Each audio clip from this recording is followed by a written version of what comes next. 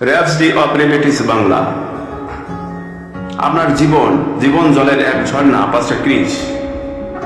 আমাকে যে বিশ্বাস করে শাস্ত্রের বচন অনুসারে তার অন্তর থেকে জীবন্ত জলের স্রোত দ্বারা প্রবাহিত হবে। একজন খ্রিস্ট বিশ্বাসী হিসাবে আপনার জীবন ঈশ্বরের পরিকল্পনা অনুযায়ী হলো জীবন জলের একটা ঝর্ণা। দুঃখের বিষয় হলো কারোর কাছে তাদের জীবন হ্রদের মতো, কারণ তারা একত্রিত হয় কেবল ঈশ্বরের কাছে কিছু চাওয়ার জন্য।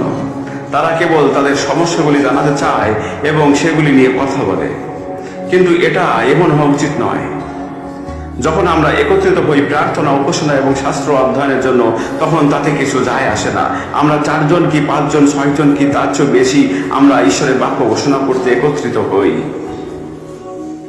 এটি হলো একটা ঝর্ণা। প্রভু যীশু বললেন, আমাকে যে বিশ্বাস করে শাস্ত্রের বচন অনুসারে তার অন্তর থেকে জীবন্ত জলের স্রোত দ্বারা প্রবাহিত হবে।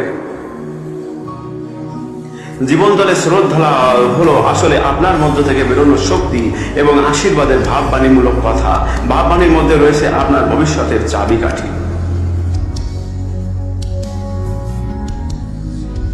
যিশকেল যা বলেছেন তা স্মরণ করুন। তুমি এই সকল অস্থির উদ্দেশ্য ভাববাণী বলো, তাহাদিগকে বলো যে হে শুষ্ক অস্থি সকল সদাপ্রভুর বাক্য শুনো। প্রভু সদাপ্রভু এই সকল অস্থিকে এই কথা কহেন, দেখো আমি তোমাদের মধ্যে আত্মা বা নিশ্চয় বা বায়ু প্রবেশ করাইব, তাহাতে তোমরা জীবিত হইবে। আপনার জীবনের দায়িত্ব নিয়ে ঈশ্বরের বাক্যকে আপনার ঠোঁটে ধারণ করার মাধ্যমে আপনার জন্য অন্য কেউ কিছু করে দেবে, তার জন্য অপেক্ষা করবেন না। আপনার মধ্যে থেকে জীবন্ত জলের স্রোত ধারাগুলি প্রবাহিত হতে দিন। আপনার ভবিষ্যৎ সম্পর্কে ভাববাণী করুন।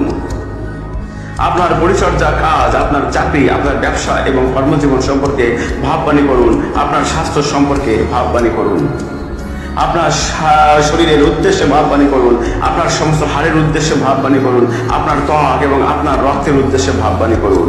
আপনার সাথে কি ঘটবে তা নির্ধারণ করার জন্য চারপাশের জগতের অপেক্ষা করবেন না, ভাববাণী করুন।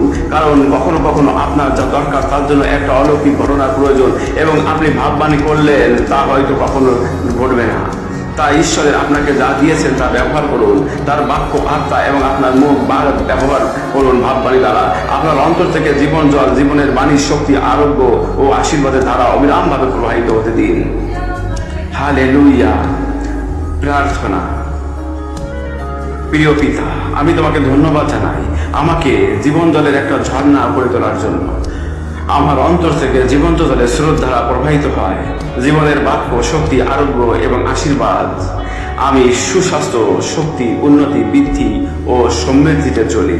যিশুর নামে আমেন।